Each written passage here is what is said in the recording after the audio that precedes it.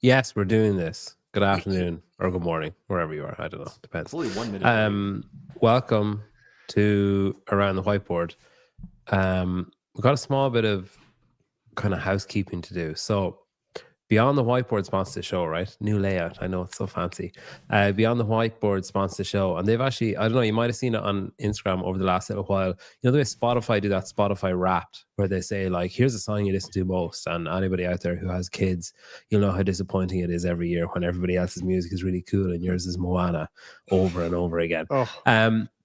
So they do that Spotify Wrapped, and Beyond the Whiteboard, I've started doing that. And initially when I saw it, I thought, oh yeah, okay, whatever. But then I realized that what it actually is it's a way for affiliate members to advertise their affiliate for the affiliate for nothing. So what it does is there are some other applications out there, like I think Push Press do it maybe, but they just say, oh, Brian, you went to your affiliate 255 times in 2024. And that's what it tells you. It just tells you how many times you checked in. But what Beyond the Whiteboard does is it categorizes all your workouts based on what the affiliate has programmed and what scores you've put in. And it says, hey, Brian, you've done 4,500 push-ups this year. You've done 3,200 burpees. You've done 10,000 calories on the assault bike. You've rowed 5,000. Well, that's terrible. 5,000 meters over a year is terrible. You've rowed 60,000 meters. And what it does then as well is, like, people put that up in their stories, and then other people think, oh shit, maybe I should join that gym, maybe I should go. So it's perfect advertising for the affiliate. And you'll see a QR code in your top right of your screen. If you're an affiliate owner, if you scan that QR code, or there's a link down below as well in the description, that'll bring you to a page to book a call with Beyond the Whiteboard. And if you book that call, so the first person that books that call today gets the offer of, if you're not a member of Beyond the Whiteboard, you get 6 months of Beyond the Fuck Off set. If you're not a member of Beyond the Whiteboard, you get the first 6 months of this all in one is free. And if you are a member of Beyond the Whiteboard already, if your affiliate already uses it, you will pay no extra cost for 6 months. So you'll stay with where you are. Kevin, listen, piss off, man. So what happens is that'll book you the call. The first person gets it free or for no extra cost. And what Beyond the Whiteboard said to me is, we are doing what other programs or other software is doing better, and we're doing it cheaper. So it kind of seems like a no-brainer, but what do I know? Anyway, yeah, if you want this show to keep happening, just do that. So they'll keep sponsoring. Can we ask questions about it? Can we talk about it for a second? Oh. Okay. I don't know, Jared. Can you relay questions that I have about it? I think that's really cool. But do you've got 15 seconds to ask me something. If I can't answer it, I'm just going to move on.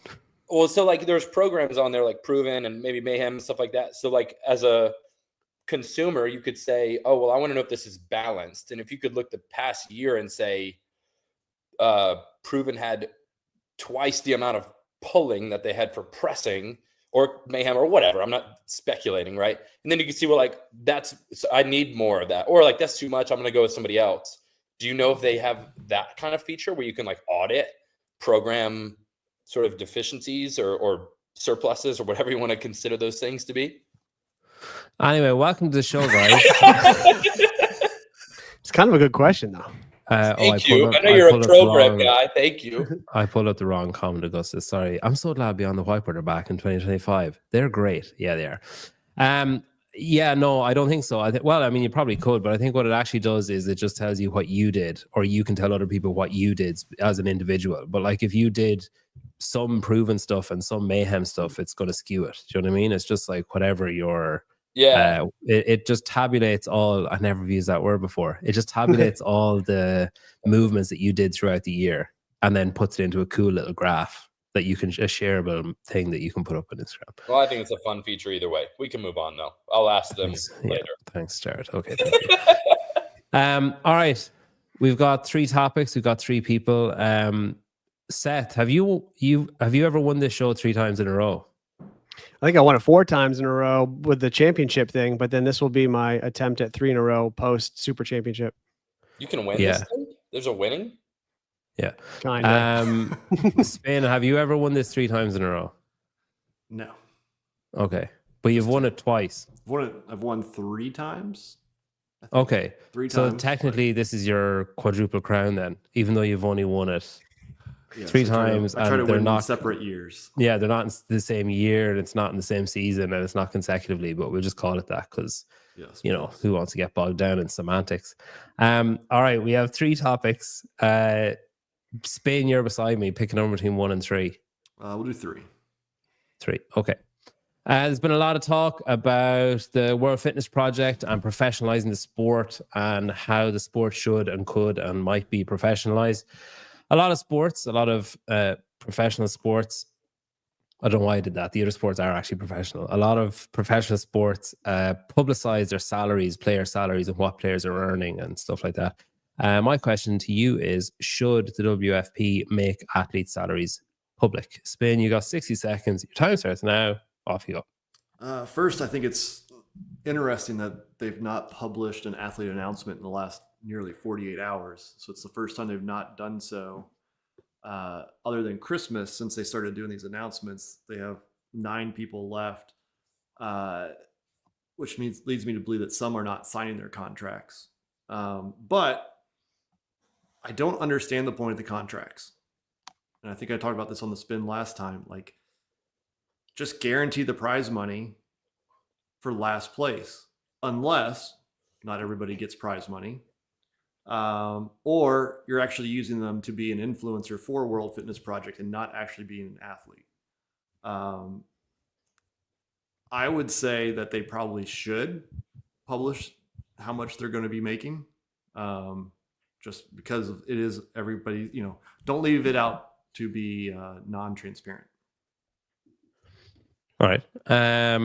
Seth, you're up next. You got 60 seconds. Time starts now. Off you go. I noticed you didn't even give Spin a good stuff because I'm not sure he even answered the question. But yes, absolutely, they should make the salaries public for a couple of reasons. One, we want the fucking drama. When someone gets paid more than somebody else, we're going to hear about it. You're going to hear the grumblings behind the scenes. This athlete's unhappy about this. They're going to demand more. This athlete's only signing if they get to top this other athlete. It happens in all kinds of professional sports. When you sign a contract for a certain amount of money, it sets a precedent, and then the next better athlete wants more. So we'll be able to see kind of how that's going, and it kind of lends to the professional aspect of what they're all looking for. That's what they do. The other thing is, even if it brings some negativity, it doesn't matter because the World Fitness Project needs all the voices talking about the good and the bad as possible, as often as possible. They need as much press, good or bad, doesn't matter. And having some pay controversy could actually be helpful in terms of them getting press. And yeah, lastly, I just like the drama. So I want to hear what people are making. That was a really loud intake of breath there just before your final. I choked on my drink. All right, Jared, you got 60 seconds. Your time starts now. Off you go. Yeah. So in addition to the controversy or potential controversy, I think it just brings better clarity. Spin mentioned that we haven't seen an announcement. There's probably a handful of people that are sitting on their contracts, thinking about them, talking to their agents about them, talking to the WFP about them because there's not transparency. So there's probably athletes out there that are wondering, like, should I sign this? Because I'm hearing so-and-so is making XYZ, and I believe that I deserve ABC. And so, one, you mentioned professionalization. Like, it's inevitable anyways. If this continues to go on, they're going to publish those, or they should. So why not just get ahead of it now? But two, it just brings clarity to, like, what other athletes are getting so they can say yes or no based on their perceived valuation, because later they're going to find out.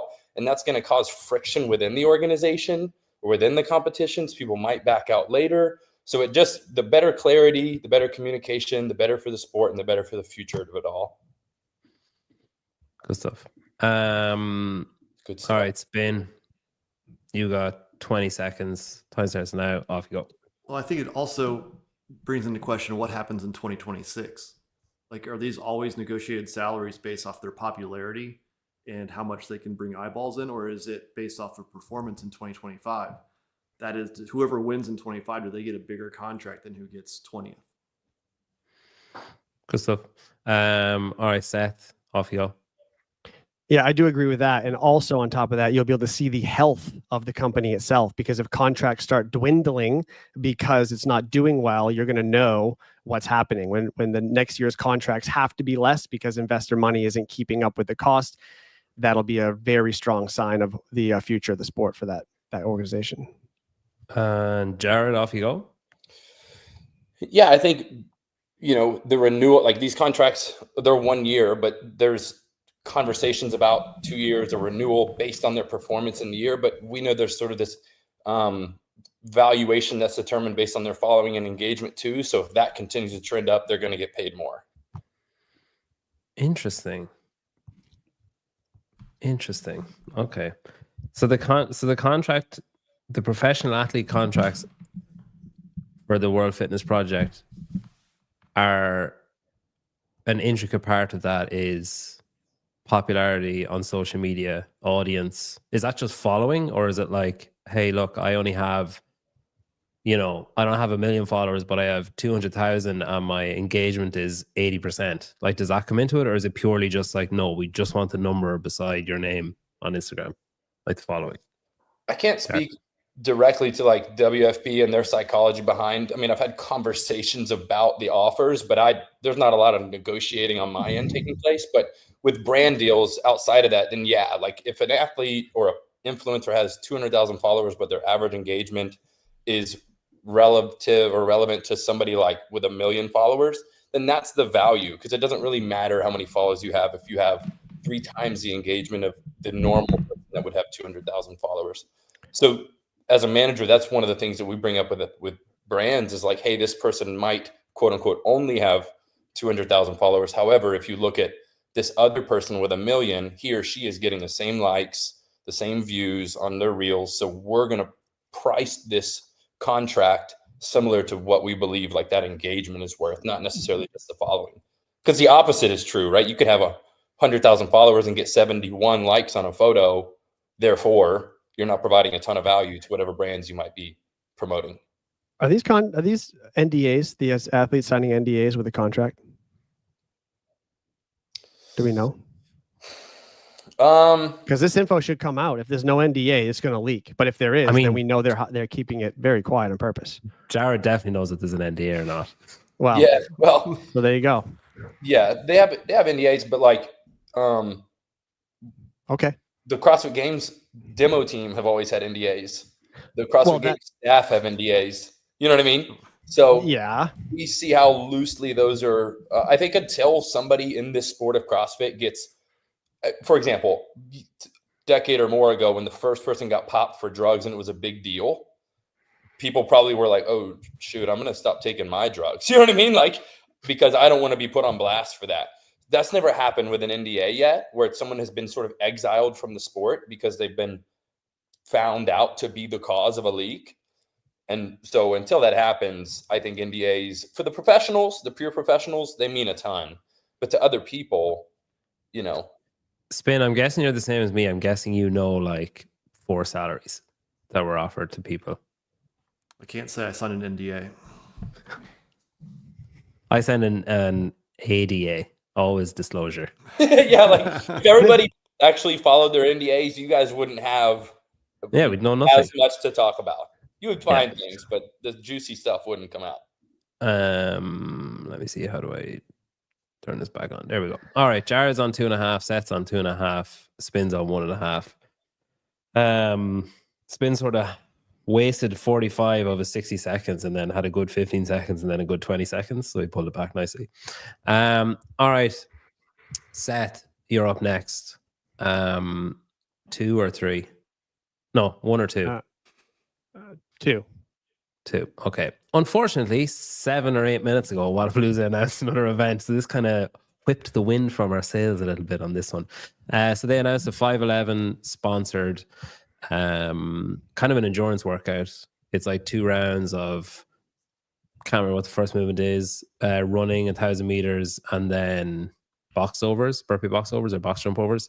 511 sponsored. I mean, it's probably safe to assume they're going to wear a vest for some or all of that, I guess.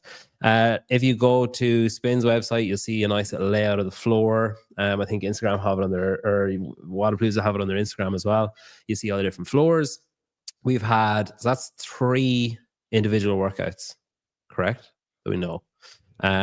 So my question to you guys is, like, how many more will we see? What kind of workouts will we see? What are you expecting to see? Seth, you're going first on this. You got 60 seconds. Your time starts now. Off you go. Well, I'm going to go off the rails here because this is not the question that you emailed me. You said they've announced 2 indie events. What else should we see announced before it kicks off? And let me tell you what they need to announce before this kicks off. They've moved Waterpalooza to a new venue. The venue is very, very important in terms of the athlete and viewer experience. And so over the last decade, we've got very comfortable with Bayfront Park. We know we have to stand in line at Whole Foods to get food. We know where to park. We know where to go watch the events. We know we got to get to places early to see certain things. If they don't start expressing things that are like, this is the best place to park, this is the best place for your hotel, this is the best part of your experience, this is where Vendor Village is, giving the people as much info as they can about the new experience they're going to have at the new place, that's going to be crucial for how people feel in their first impression of going to the new Waterpalooza and having it be different. If it's not the same experience or not as fun as the Waterpalooza of the last decade, this could be the last time they have it because people just won't go back. Spin and Jared, did you understand that question as being about workouts? I assumed it was like, what do we want to see in terms of announcements? And I had a couple of different responses because I wasn't sure and I don't want to keep DMing you for clarification. So I have 2 different answers. Okay, is one of them about workouts? One of them is, but like what I want to see more is not workouts, but fuck me, just stick to the workouts, man. That's clearly why would I reference workouts at the start of the question? Maybe it's my bad, but I just read it from the email. It's about 60-40. It's about 60% your bad, 40% my bad. But the proof will be in Spin's answer. All right, Jared, you got 60 seconds. Your time starts now. Off you go. Yeah, I think we haven't seen a heavy lift yet, and there's always a heavy lift, usually mixed with something else at Waterpalooza. Granted, there's just 6 tests, so it can't just be a heavy lift in isolation. Obviously, probably be a complex. I think it was last year we saw a heavy lift plus the parallel hold, handstand hold. So we'll probably see something, or what I want to see is like a really heavy lift under the lights. Even at SoCal, there was, the heavy lift under the lights, and, I'm biased towards certain athletes, but I remember Ariel versus Tia, and this is obviously the Tyr showcase. I don't remember exactly what we were calling it. So we're going to see a heavy lift and probably paired with something else, maybe a short Metcon and a heavy lift, or another heavy lift and some type of gymnastics test. It could be like 30 ring muscle ups for time, followed by some type of heavy clean complex, because there's a bunch of snatches in the Corta Dito 2.0. Good stuff. Well, average stuff. All right, Spin, you got 60 seconds. Your time starts now. Off you go. Don't worry, Seth. Morning Chalk Up will let you know where to get your coffee here in a couple of weeks. Great. One thing, non-workout, we still need prize purse information. That was mine. It's not been announced yet. As for workouts, I have 3 of them. First one is called Rolf. So it's a takeoff of the SoCal workout. Individuals are carrying shit back and forth on the sand. But the final movement is pushing the D ball across the sand, Rolf style. Oh. So none of this backward stuff. Like you gotta push it like Rolf did. The second one is Pepper. So this is a monostructural test of the 50-calorie Echo Bike 50-bar facing burpees and the 500-meter assault run, just like Dallin and Brent did, and Gracie and Emily did at SoCal as well. So I'll share the last one here on my 20-second follow-up. Fair enough. All right. Seth, you got 20 seconds. I'd advise maybe talking about workouts. Your time starts now. Off you go. All right. I'd like to see a throwback. I think Waterpalooza had one of the best events ever, and the format's never been matched before, where they let athletes on a team choose their snatch weights and go, and it was also against a clock at the same time. You got scored on 2 things. I think the creativity that Waterpalooza's had in the past should be just continue to be used, and still tell me where to get my coffee. I can tell you one place where you can get your coffee when you go to Yay. get it from Paper Street. Perfect. All right, Jared, you got 20 seconds. Time starts now. Off you go.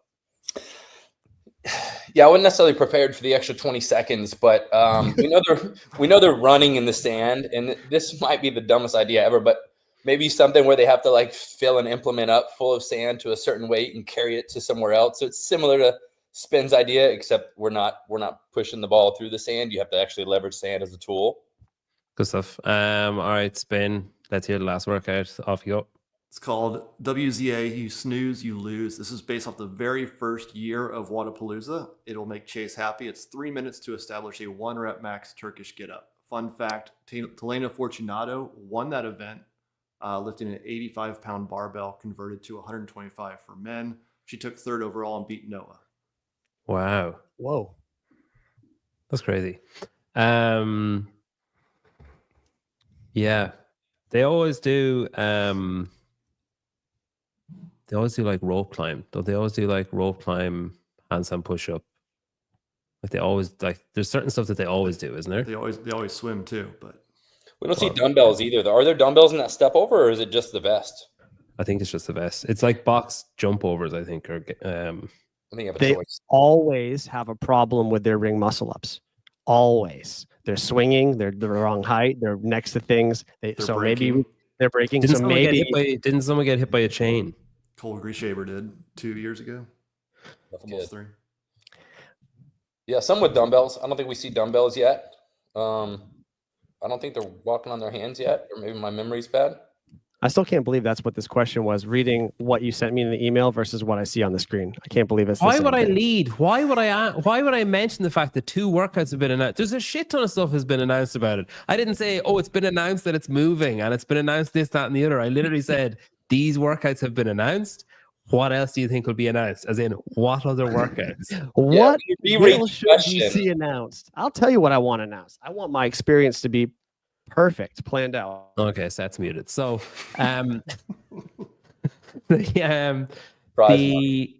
so spin, is it, Jared, you said 6 workouts. Has that been announced, 6 workouts? I thought so. Six team, 6 individual. Okay. And they have 3 floors. 2.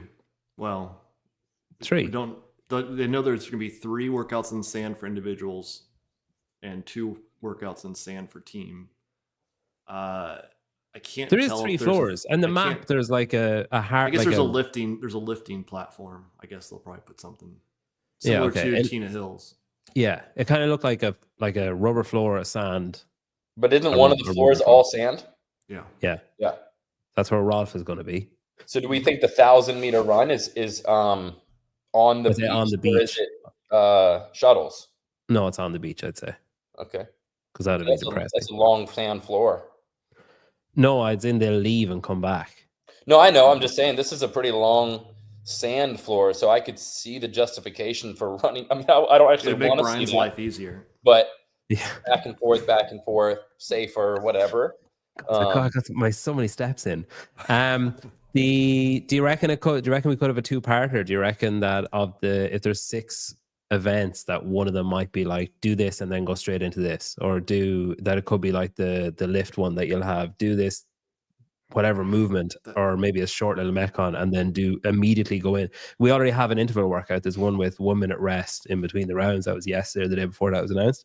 So do you think we'll have one where it's like no rest, but you do this and that's scored and then go straight into this other thing, maybe a lift or maybe something different, and then that's scored separately, and that's your 6 workouts instead of I think we will, 6 but it'll be times they'll scored take the floor. If it's a specialization event, I think it'll be half and half, like 50 points, 50 points. I'm pretty sure that they just said in the athlete packet that it's just 6 scored workouts.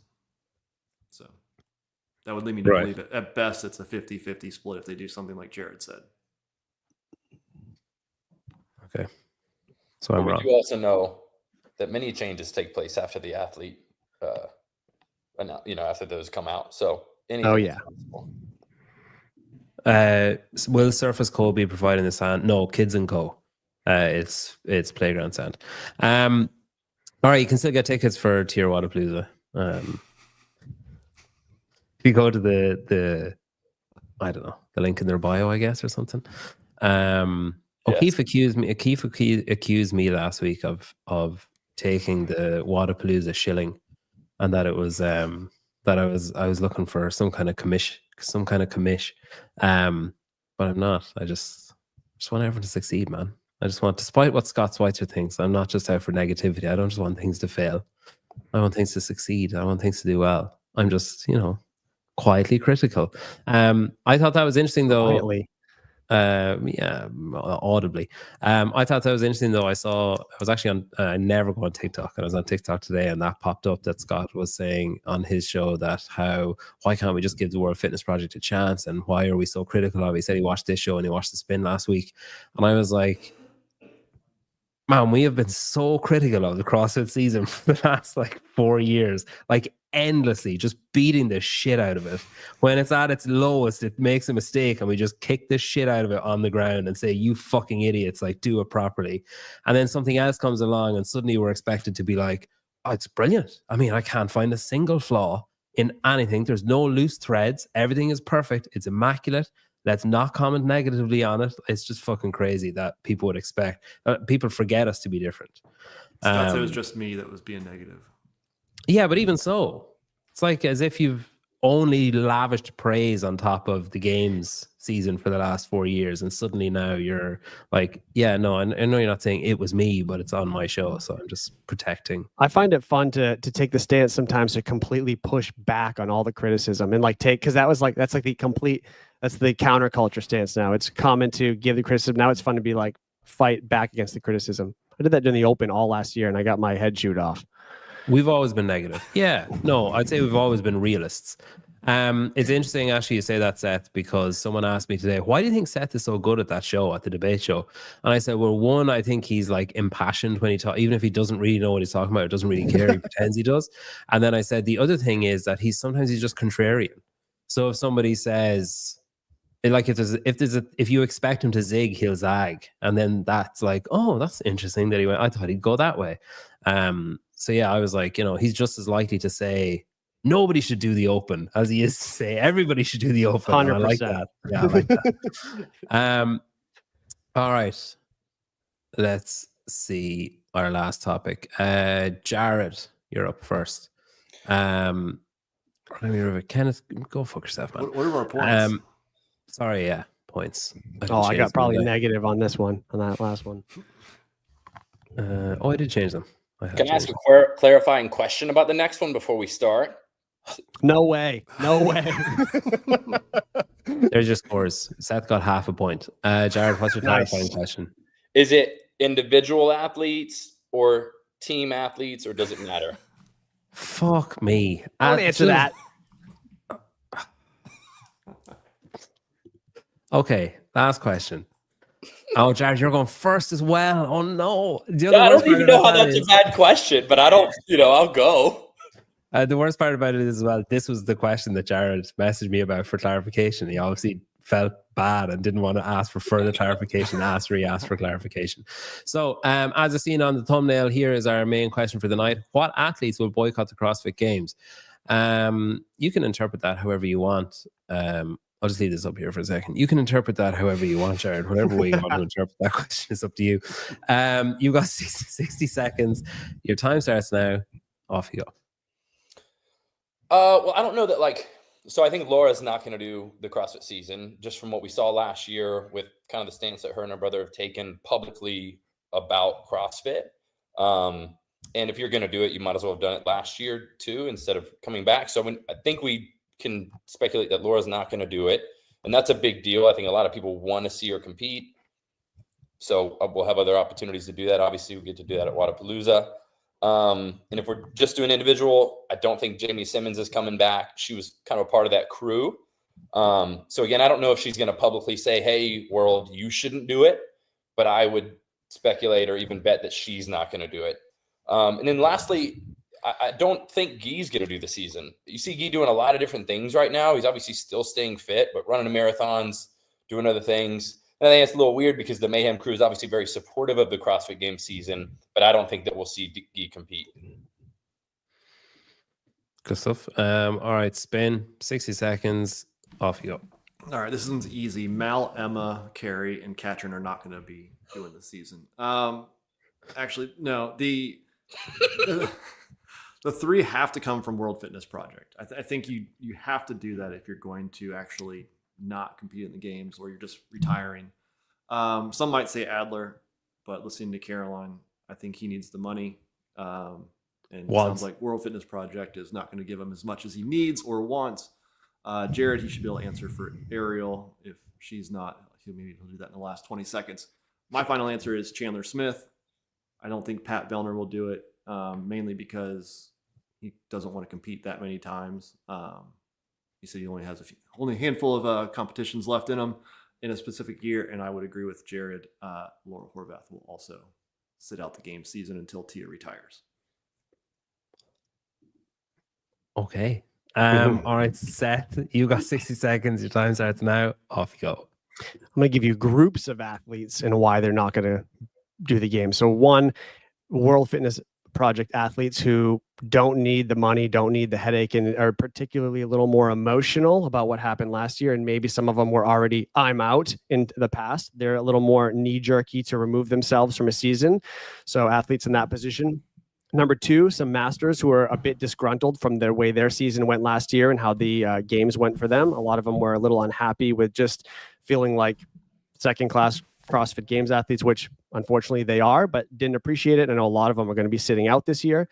And then third, a number of gyms continue to de-affiliate from CrossFit. Those gyms that de-affiliate should not be able to participate in the Open, even though they are going to pretend like they don't want to. We know they want to, and they know their members want to, but too bad. If you're not affiliated, you should not be able to do the Open in your gym. So those gyms will reluctantly boycott the CrossFit Games season. Interesting. All right, Jared, you got 20 seconds. You can use the first 5 to answer Spin's question about Ariel, and then you can carry on. Your time starts now. Off you go. Yeah, so I will let Ariel speak to that herself whenever she chooses to. And I'll say I don't think we're going to see Emma Tall and David Sharonke either. I think they probably made that pretty obvious with some of the stuff that they've shared, which is a bummer. I like watching them compete, and I think they're both relevant athletes. They're all relevant, but you know what I mean. Your time's up. It really sounded like you said they're all irrelevant, but you know what I mean. All right, Spin, you got 20 seconds. Time starts now. Off you go. You said not to say Luca, but Luca's not going to compete either. No, I think more will end up doing it than we think they will.